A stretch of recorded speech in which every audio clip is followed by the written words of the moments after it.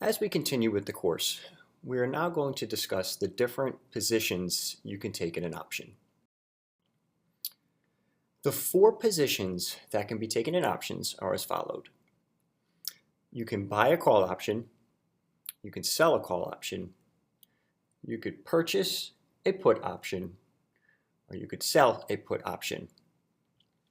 As we also have discussed, option buyers of calls and puts, they have the choice to exercise their rights to buy or sell the underlying asset. There's no obligation to do so. This limits the risk of buyers of options to only the option premium spent. We are going to discuss that in more detail, but I would like to repeat what that really means, and that is if a call option costs $100, if the option buyer who buys that call option, the $100 they spent is the maximum they are going to lose if they take a 100% loss. Most traders will buy/sell prior to expiration rather than allowing them to expire.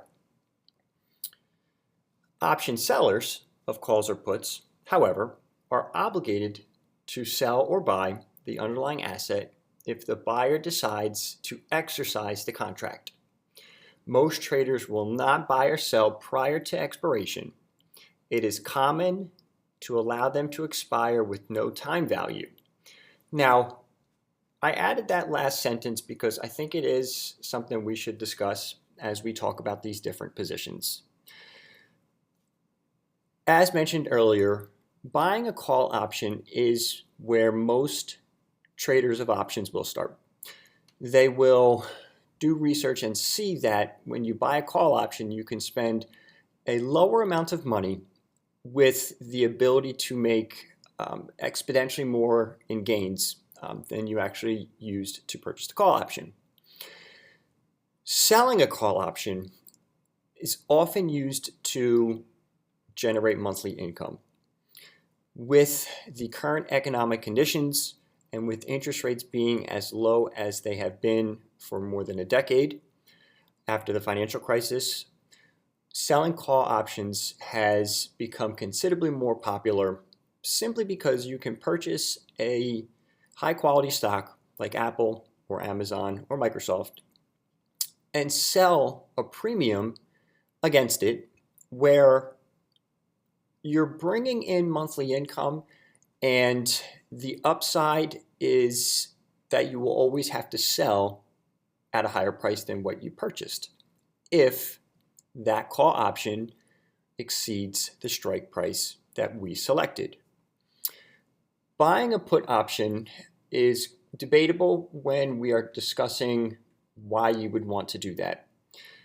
Buying a put option is something that is often used as a hedge for a larger part of a portfolio. But buying a put option, what the buyer is saying to themselves is, I believe this stock will be lower in the short term, in the medium term, or the longer term. A lot of people will buy put options during the week of earnings. They may also buy a put option during the week of an announcement, perhaps a product announcement. Perhaps they will be announcing what sales were at Disneyland, for example.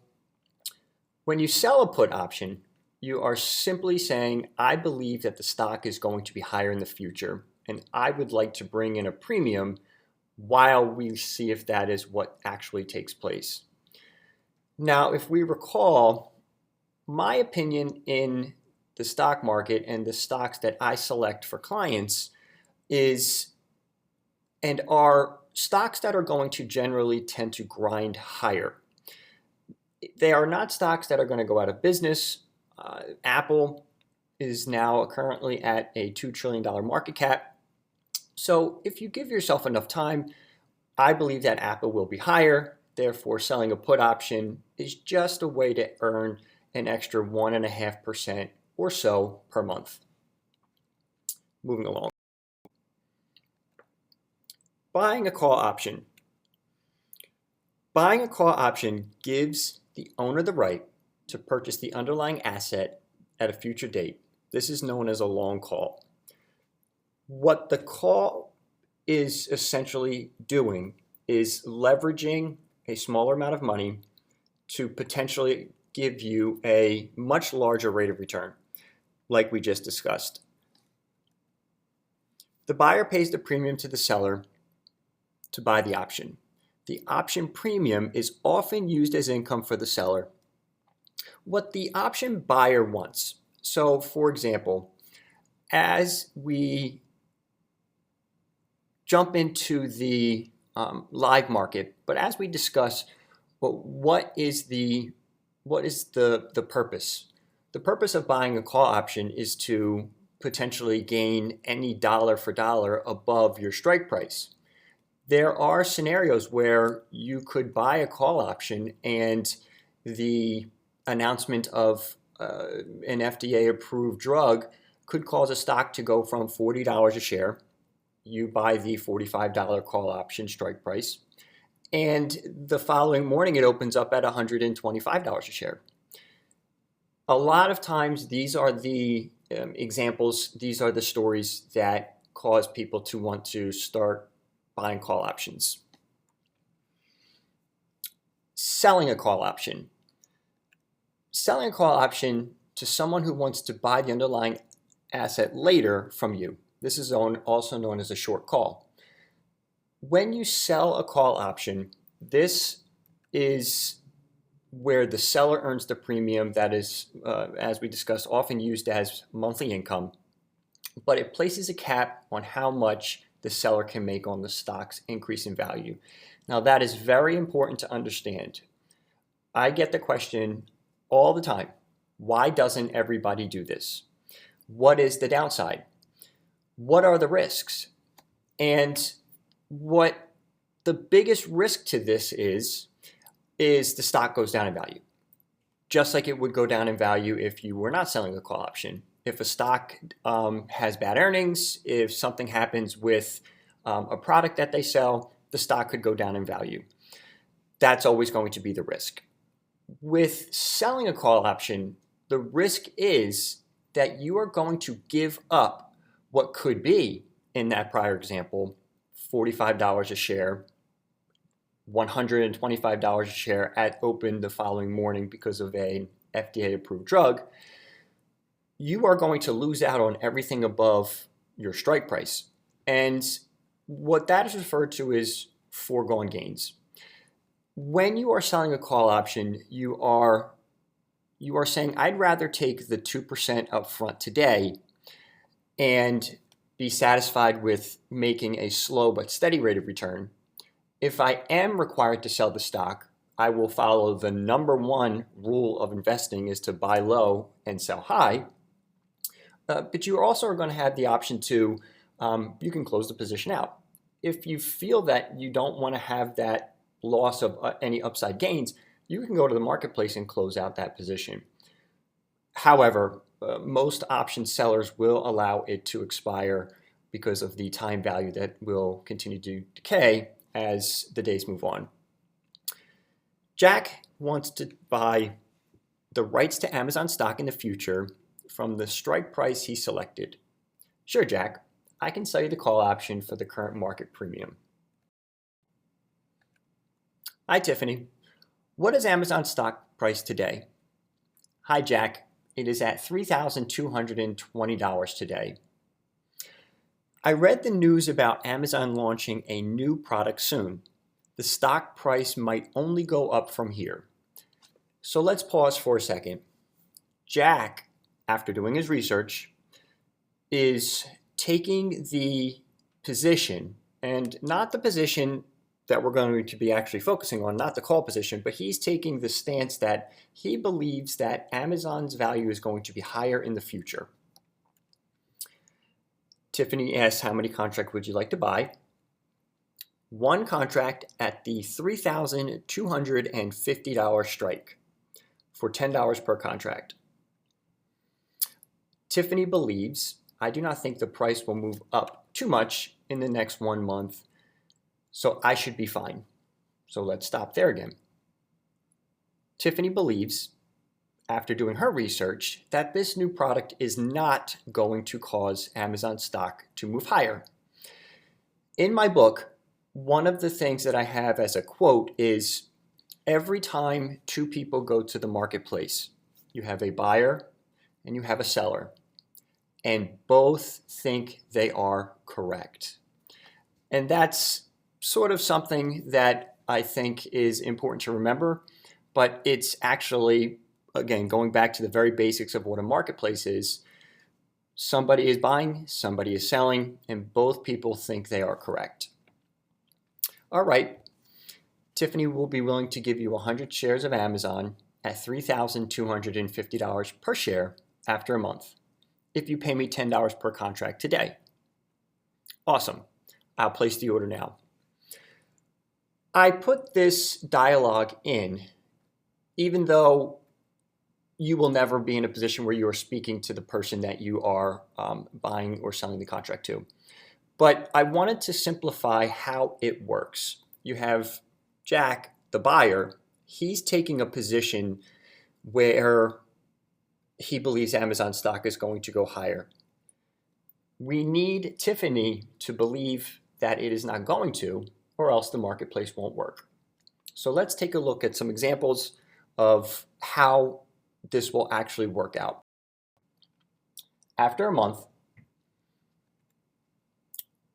we have the following scenarios. I would recommend taking out a piece of paper and a pen, and let's do some math, because these are actual scenarios that we would and could see in the marketplace. And I'd like to start to talk about how to calculate what happens when we either let the call exercise and expire worthless, or if we were to sell it at the current market price.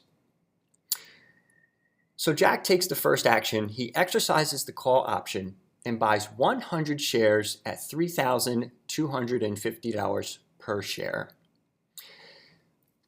What does that mean? That means that Jack is able to purchase a stock that is worth $3,400. He's able to purchase it. He has the right to purchase it from Tiffany for $3,250. If we think back to what we just discussed, Tiffany has given up all of her gains above the strike price they agreed for the transaction. So what is the impact for Jack? His profit is $15,000 because he made a $150 per share gain. When you're talking about stock options, everything is multiplied by 100 because you need 100 shares in order to sell or buy a call or put option. The premium he paid was a $1,000 premium, so his net gain was $14,000. That is a very generous gain.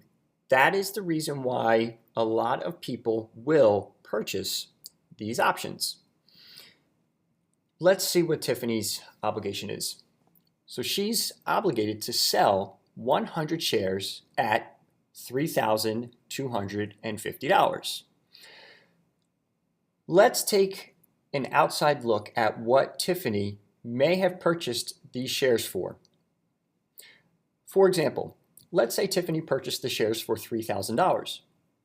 Tiffany says, I'm okay with taking a $250 per share gain, plus I will bring in the premium.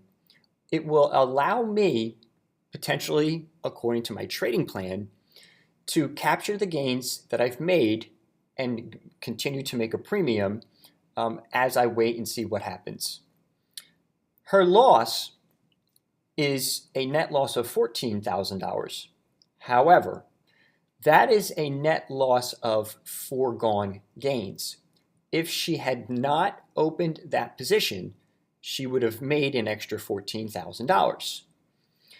In hindsight, every investor wishes when they take a loss, they could go backwards in time and undo the trade, close the trade out earlier, or put a different position on. taking these types of scenarios into consideration is extremely important because they are going to happen. You are going to be in a position where you may have a net gain of 14,000, you may have a net loss of 14,000. Let's move on. Amazon stock increases to $3,300. Jack exercises or sells the call in the open market and buys 100 shares at $3,250 per share. The profit, $5,000 at $50 per share. The premium paid is $1,000. So Jack's net gain is $4,500. This is a much smaller gain, and these are the gains and these are the numbers and the values that tend to chip away at the $14,000 gains. It's not on this slide and it's not part of this course, but I do think it is extremely important to note this. A lot of traders, especially option traders, will and do find themselves going back to a trade that has worked in the past. Jack might go back and do this exact same trade, and it might not be the right call to make. It might not be the right position to put on. But because he remembers that he made this gain, he feels that he could potentially do it again and that it almost certainly will happen again. That's just how our brains are wired.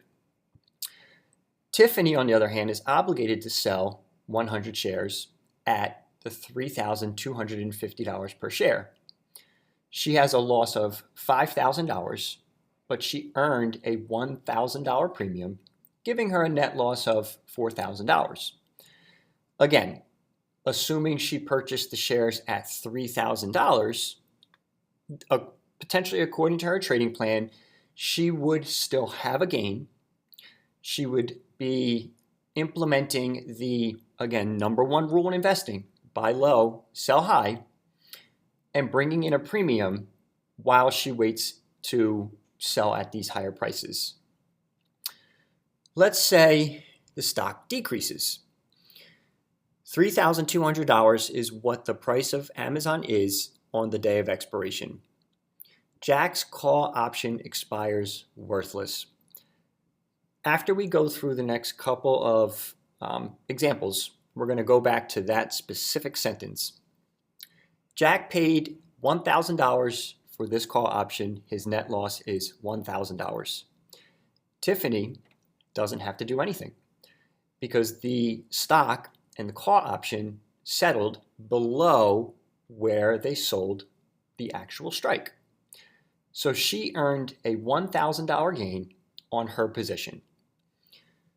Going back to the call option expiring worthless, 80% of the time call options do expire worthless, which is why I do believe it's important to have a trading plan in place where any position you put on, whether it's buying or selling a call option or buying or selling a put option, there should be percentages, rates of return, both on the upside and on the downside, that are your rules. You do not break them, you do not deviate, and you do as best of a job as you possibly can and fight against your emotions to do a couple of different things. For example, something I hear all the time is buying another call option. So you buy the call option, the first call option, at $10, and all of a sudden within 2 days it's worth $7. So you say to yourself, I'm going to buy another one and dollar cost average in. What this is referred to is chasing a losing trade. What we want to make sure that we do is when we buy a call option or a put option is define how much we would like to make, define the reason why we are doing that, and allow our trading plan to dictate our move after we execute the transaction. Tiffany has selected a strike price that was $50 higher than the $3,200 closing price of Amazon, and she earned a $1,000 premium. What I believe is that allowing this call option to expire worthless, allowing this call option to potentially she could close it out when she's got an $800 gain. She does not need to wait until the actual date of expiration. But this, in my opinion, is a way to continue to gain a percentage, whether that be a 10% per month or 1% per month in the stock price, but also look to add to the rate of return via earning a premium. Let's move on. Buying a put option. Buying a put option gives you the right to sell a given stock at a certain price at a certain time frame in the future. For that privilege, you pay a premium to the seller, sometimes referred to as the writer. However, using the word seller, I think, simplifies things, of the put, who assumes the downside risk and is obligated to buy the stock from you at the predetermined price. Selling a put option. When you sell a put option on a stock, you're selling someone the right, but not the obligation, to make you buy 100 shares of a company at a certain price, called the strike price, before a certain date or on a certain date, called the expiration date. Now, I added the strike price and the expiration date in there because it's important to remember that those two features are really what these positions are built around. And you build around these positions based on the opinion that you are taking. Hey, Matt, I want the right to sell you Amazon shares later at the strike price we decide to do. All right, Jack, I can sell you the put option for that.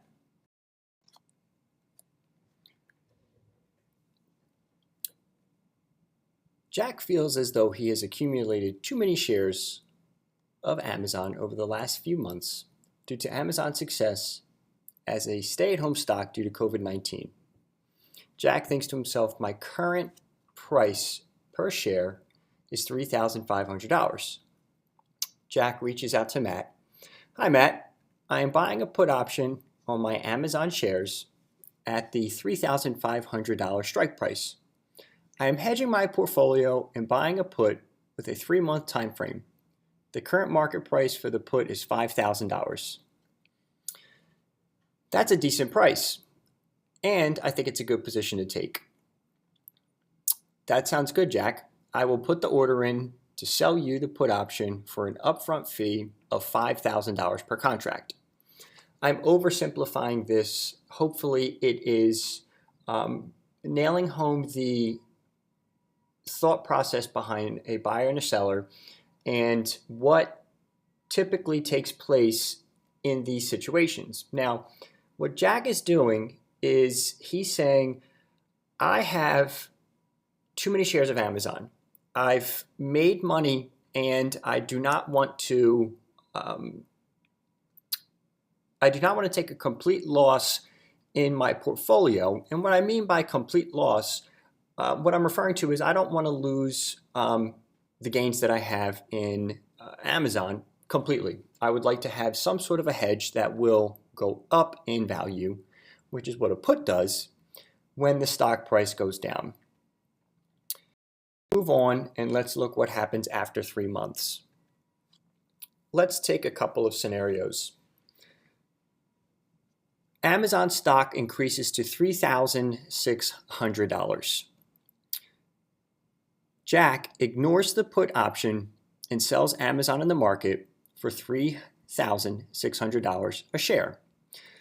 Thinking back, he feels as though he has taken too large of a position.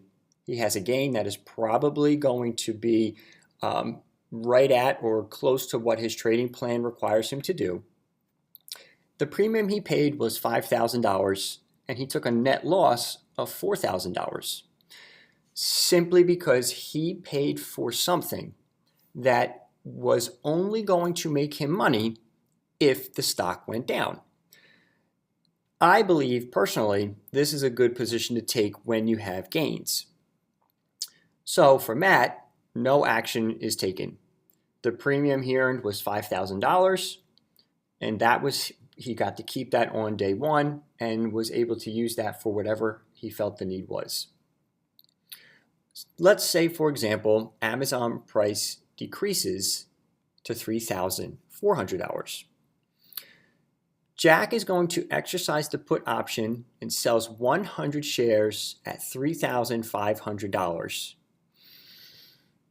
I'm going to jump ahead because I do believe that this is probably something that is one of the hurdles that becomes confusing.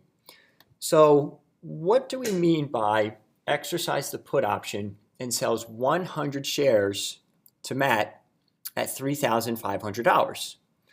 What that means is that Jack's selling a stock that has a price point that is higher than what the market price is for Amazon. His profit is $1,000 at $100 per share. The premium he paid was $5,000, so his net loss is $4,000. Remember, we need to have these options that we purchase become more valuable than what we paid for them. We should know at this point that is referred to as the break-even price. Matt is obligated to buy 100 shares at $3,400 per share. His gain is $100 per share because of the premium earned, $5,000. His net gain is $4,000. Let's say the stock prices decreases to $3,200. Jack exercises his put option and sells 100 shares at $3,500 per share. His profit is $3,000 because the stock price decreased to $3,200. The premium paid was still $5,000 with a net loss of $2,000. Matt is obligated to buy 100 shares at $3,200. His loss is $2,000 per share, but his premium earned was $5,000, so he takes a net loss of $2,000 as well. I want to thank you for hanging with me through this lecture. Stay tuned, the next one is coming right up. Thank you.